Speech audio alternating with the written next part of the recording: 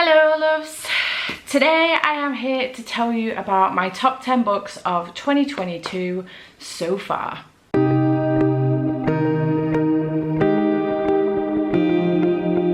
Okay, so we're going to go in the order from 10 to 1, and this wasn't particularly easy. I have had quite a few like 5-star reads this year, but quite a lot of them have been of the lower range of 5-star, so there was quite a few round that bottom area that I had to pick from. But I feel like I've had a reasonably good reading year so far and I have been enjoying what I'm reading. So without further ado, let's get into what our number 10 spot is. We have The Simple Wild by K.A. Tucker. I really enjoyed this. So this follows Calla Fletcher, and when she was 2 years old, her mum took her and they fled Alaska, and she hasn't really seen her dad since. And then she gets a phone call one day to find out that her dad Ren's number is up, and she makes the decision to go and see him. She was planning on just seeing him for a bit of a vacation, but things change and she ends up sticking around a bit longer. We then meet a pilot called Jonah who ends up catching Calla's eye. Now this starts off as enemies and ends in romance, obviously, but I just really enjoy this. It's quite hard hitting, obviously, with the situation with Ren, Calla's dad, and also their situation of him being an estranged dad as well, and her getting to the bottom of exactly what happened between her and her mum. Her mum is remarried and happily married as well, but it's just such a beautiful story and I really did enjoy it. I have read Wild at Heart as well, which is the second one. I have not yet read Running Wild and the last one, which is the novella, and the last one, I think. I haven't yet read those two, but I do want to. But I really did enjoy this one. I thought the writing style was beautiful and I really enjoyed the romance between Calla and Jonah, as well as the relationship between Calla and Ren. So it was a very good book and I would recommend if you are into romance. This one ended up getting a 9 on the Core Pile scale. So if you don't know what Core Pile is, it's a rating system that has been set up by G. I will leave a link to the system in the description box down below and her announcement video. And basically you put in a number between 1 and 10 for each of the different categories. So characters, atmosphere, writing, plot, intrigue, logic and enjoyment. I can't believe I've just remembered all of those.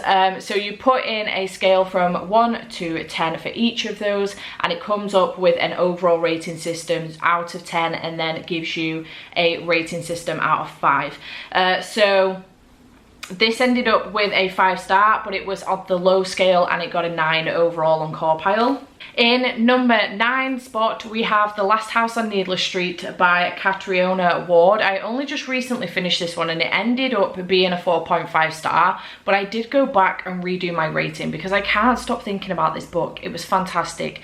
I'm honestly going to struggle to explain to you what this is about. It may be easier for me just to read the back, but let me see if I can figure it out. So we start off following Ted, who is a reasonably strange man. He lives with his daughter Lauren and his cat Olivia, and they live in a house at the end of the street. Now some years ago Ted was accused of kidnapping a little girl, but he ended up being wiped clean from that case and the little girl never turned up. But strange things are going on around Ted and around his house, and this is basically trying to figure out exactly what happened to the little girl, but also why Ted is so weird. I don't know if that kind of like encompasses what this is about. This is described as being horror, but I wouldn't necessarily say it is like horrific. There was no point at which I had to turn the light on because I was too scared, or I had to, you know, I was freaked out by it. It's more so like psychological than anything. It really gets in your brain, and it's very bizarre because you get chapters from the cat Olivia, which is just strange, and I couldn't fully articulate how I felt about this. I did read this during Summerween. I'll leave a link to the reading vlog up here if you want to go and check it out.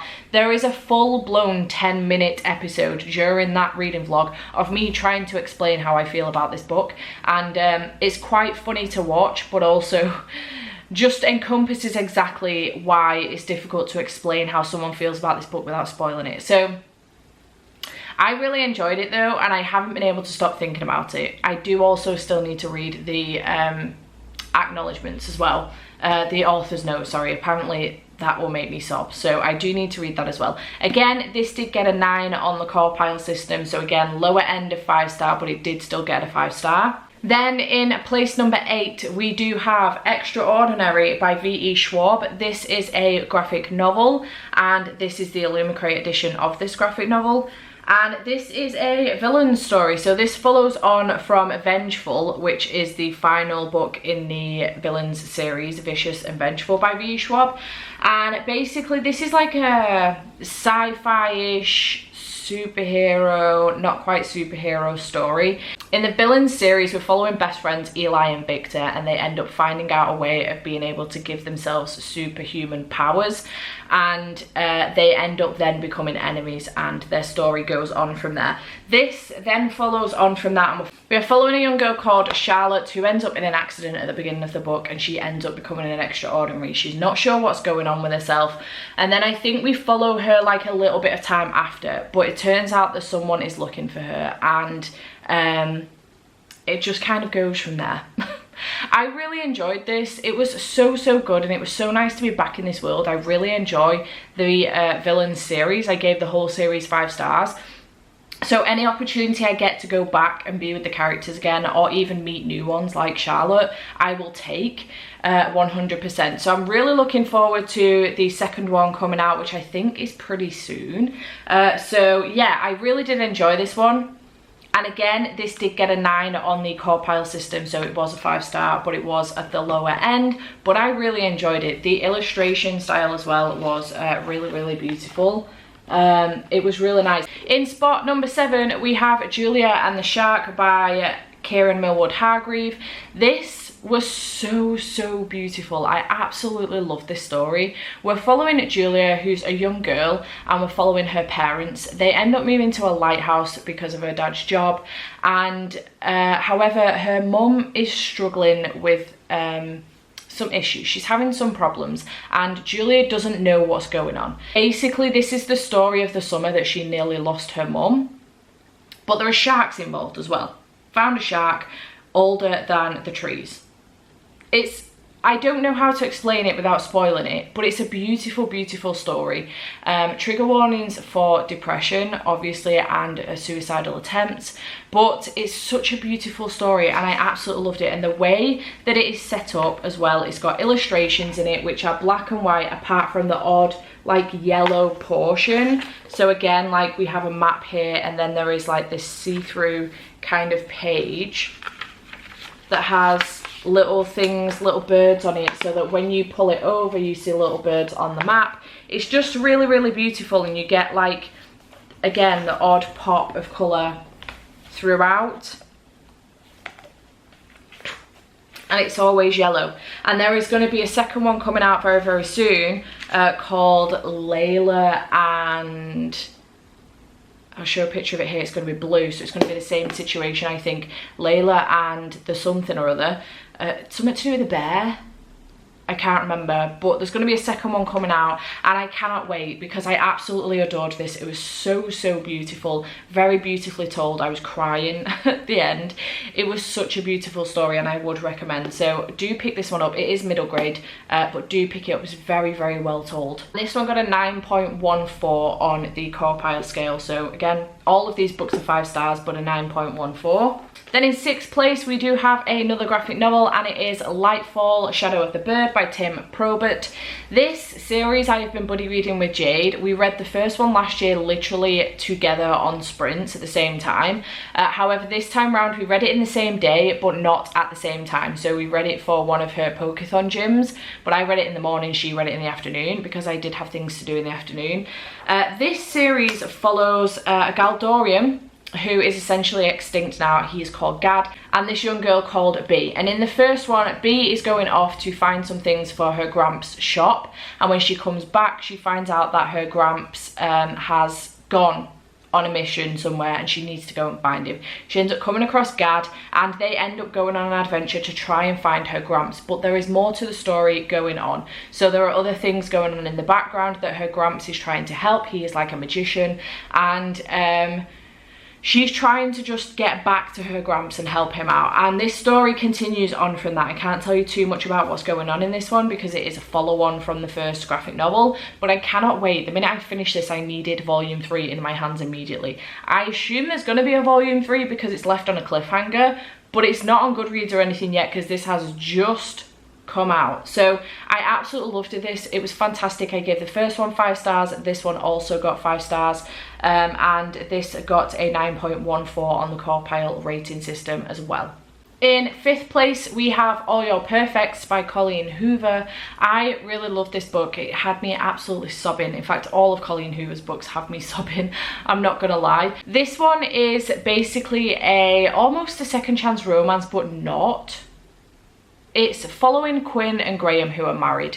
However, they're having quite a few problems in their relationship and they are trying to fix them. It does work in the same way that most of Colleen Hoover's books. There is a portion in the present and there is a portion in the past, giving us, you know, backstories of their relationship. So it starts off with the relationship being absolutely perfect, and then as we get to the present, it's not quite the same for reasons, and it's just such a beautiful story. Now, do be wary going into this one. Content warnings for infertility, so just be wary going into that because it is a very, very heavy player in this book, and it is, I think, very, very, very well done. I absolutely loved this story. It was heartbreaking, so heartbreaking, very thought-provoking, and I absolutely sobbed my heart out, but it's such a beautiful story and so beautifully told. I absolutely loved it and I would recommend 100%. And this one did get a 9.29 on the Core Pile rating system. So again, just a level up from Lightfall, but I absolutely loved this one. Then in 4th place, we have Hooked by Annalee McIntyre. This is a contemporary Peter Pan retelling and it is incredibly dark. This ended up with a 5 star because I ended up staying up all night reading it. I couldn't put it down once I started, and I hadn't physically read a book in such a long time. I've been audiobooking for the longest time, hadn't physically read a book in such a long time. There was no audiobook for it, so I had no choice but to physically read it, and I couldn't stop. I couldn't put it down. I stayed up till about 5 o'clock in the morning reading this, and it was fantastic. We obviously have Wendy and then we have James, and James is essentially, I don't want to say a gangster, but a little bit like a gangster. He is a very dark, twisted man. There is, just be wary, trigger warnings in here of kidnapping, abuse, violence, very severe violence as well, murder. So just be wary of that going into this, but it is such a good story. It is what I would call dark romance. So if you're into your dark romance, yay. Peter Pan, contemporary, very, very dark romance retelling if you want it. This also got 9.29 on the Core Pile scale.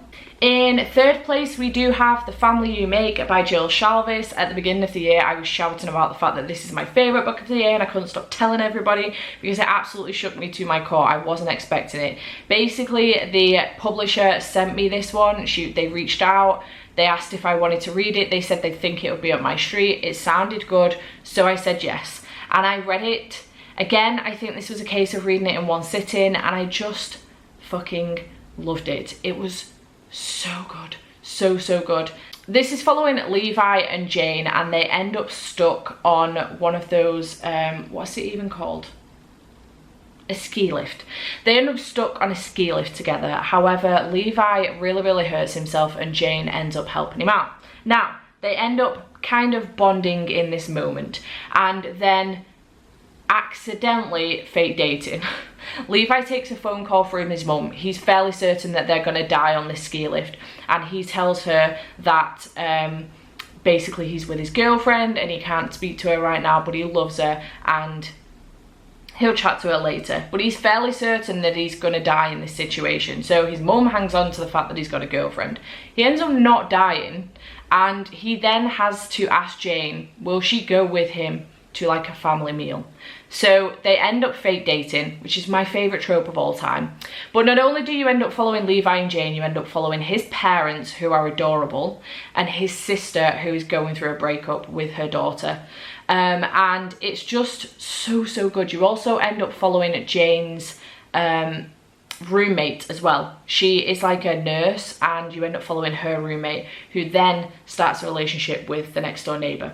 They have like a enemies to lovers thing going on, and it's great. So yeah, you end up following the other characters as well that aren't the main characters, but they end up playing a really big part in it, and I really enjoyed it. It didn't get to a point where it was too many characters. I could keep up with everybody. I really loved all the personalities. They all had their own personal traits and stuff. It was just so good, and I had the best time. And I think because I wasn't expecting to love it as much as I did, and because I've never heard of Jill Sharvis before, I thought this was her debut novel. It is not. She has a phenomenal backlist that you can make your way through as well, but I just absolutely love this. It was fantastic. I really enjoyed it, and this ended up getting a 9.43, so it was up there as my favourite for the year for a really long time. And that was until book number 2 came in, which was Book Lovers by Emily Henry. This got a 9.57, so that's a really high rating, and I really loved this one. I just love Emily Henry's books. Her writing style is so good, and I really enjoy them. This is following Nora Stevens and Charlie Lastra. Nora and Charlie are both in publishing, however they work for different houses, and they have a previous meeting in which Nora is trying to get Charlie kind of signed on with this author, but he's having none of it, and he's very rude at their meeting, and she never wants to speak to him ever again. One day her younger sister Libby, who is about to give birth, says to her, can we go away for the month of August? It appears like she's running away from something, but Nora hasn't been able to figure out why, but she agrees, and they go to this very small town called Sunshine Falls in North Carolina. Now when she gets there, she ends up keep bumping into Charlie. She can't figure out why he's there. She's not been able to figure it out, put it down, but this is an enemies to lovers relationship, and I absolutely loved it.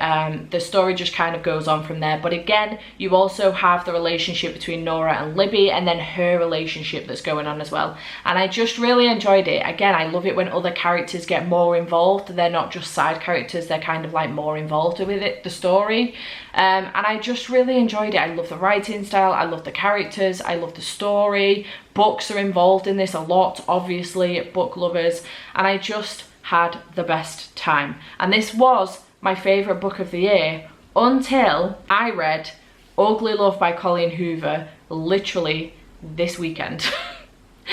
Another book that had me up all night, another one without an audiobook, and I started this at 11 p.m. and I stayed up till 7 a.m. finishing this book. I tabbed it to death, and I even wrote in it as well. Like, I made notes inside the book, and I freaking loved this book. We are following Tate, and we are also following Miles. Tate ends up moving in with her brother because she's finishing her residency to become like a registered nurse, and she ends up bumping into Miles when she moves into her brother's when he's passed out at the front door of her flat, and she can't get him to move, and their meeting isn't what, you know, you think it might be.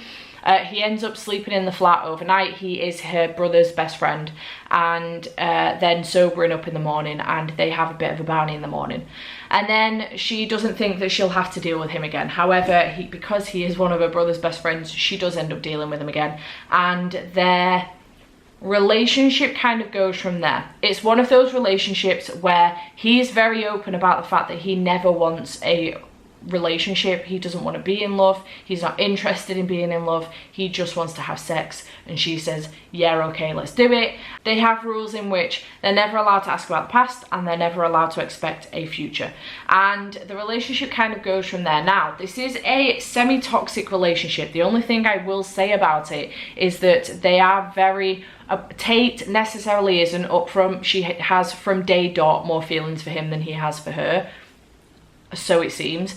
However, he is incredibly upfront about the fact that he does not want her to expect anything else from this. It's not going anywhere, it is just sex, and that's it. And he is incredibly upfront about that, and every single time that he seems to think that it's going to go somewhere else, or he seems to think that she thinks it's going to go somewhere else, he tries to shut it down, and she's like, no, it's fine, like, I'm on board 100%.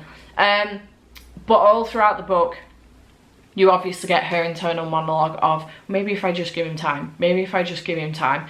But this is so incredibly heartfelt. This book will break your heart. I was sobbing for about the last 50 to 100 pages. There is a trigger in here, however, I feel like I cannot in good faith tell you what the trigger is, because it will spoil the entire book. Like, this isn't a case of saying, like, you know, in here it's got violence and kidnapping, etc., because it's different to telling you what the trigger would be in here. If you want to know the trigger and you want to message me, feel free to do so, but also if you googled it, I'm fairly certain it will come up somewhere. It is a fairly significant trigger, so please, if you do find that triggers are something that affect you, do Google it, or feel free to message me and I will tell you.